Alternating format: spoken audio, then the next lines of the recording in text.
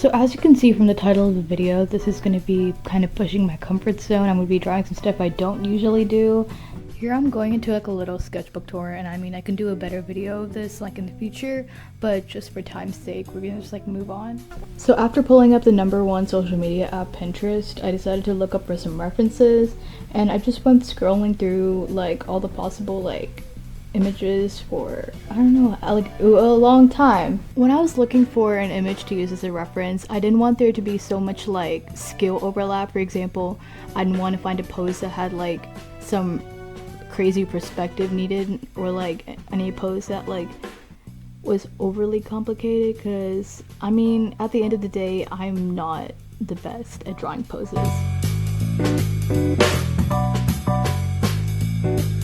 I found this picture of a girl that I will also put on the side. I will also put links to all the references that I use just in case you want to try doing them for yourself. One thing I always like do, which I probably should not do in my art, is whenever I'm drawing like a larger image, whenever I'm drawing someone, like for example doing a pose, I always zoom in. Maybe because my eyesight is just that bad, but like when you're drawing, especially poses, you don't want to really zoom in too much. You don't want to get so caught up in the small details. Like you need to look at the bigger picture. What kind of mindset I kind of like to have whenever I'm drawing something, especially something as complicated as a human, is if you really think about the reference, you can just break down the reference in your mind into simple shapes. Like for example, the human legs may look like really hard to draw, but in reality they're just like a composition of rectangles with like rounded edges. And when you like really think about like how the shapes kind of form like the base of the drawing, and then how the base of the drawing helps you add like features such as like eyes and nose.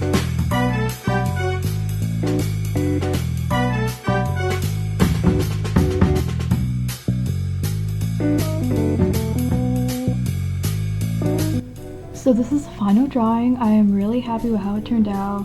I definitely did like a lot more of a tamer pose. If I probably did something more complicated, it wouldn't turn out that good.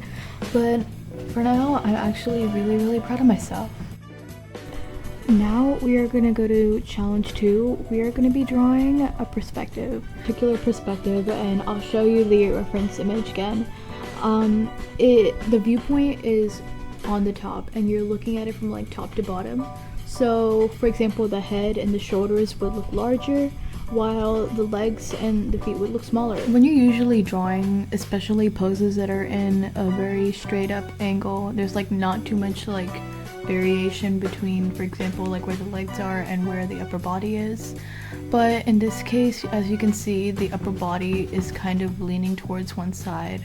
So basically waist up is kind of at an angle, while you can see that the waist down is pretty much straight, pretty much perpendicular with the side of the paper. So instead of drawing usually one like reference line to determine how the body would like flow and like the direction it will go, I had to draw two, one for the waist down and one for the waist up.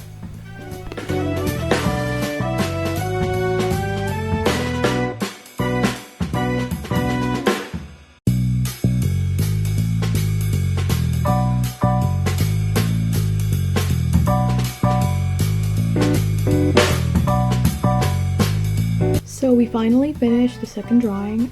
This is my favorite one so far in this video. I definitely did better than I expected. For the final challenge, I decided to draw someone who is older. One thing I realized whenever I draw people is I usually tend to draw, for example, like young adults to probably maybe mid-aged adults. I don't usually draw really young people or really old people, but for this instance I found this picture of a woman on Pinterest, and I'm going to attempt to draw her. So when you draw someone of an older age, they tend to have some varying features from, for example, someone who is of a younger age. Older people tend to have more wrinkles, and they tend to have, for example, sharper jaws, sharper noses, because compared to younger people who have more facial fat, their faces would be a lot more slimmer. What I noticed when I was also drawing her is that her lips tended to be thinner compared to the other two people that I drew today. And I think the biggest challenge I had when I was drawing her is that I wanted to represent her at the age that she was perceived in the photo, but because I had like little to no skills drawing older people. When I tried drawing her, she ended up looking a lot younger than she was actually perceived in the photo, and it took me, I think, maybe the longest to draw her just because I actually wanted her to look similar ages with the person in the photo.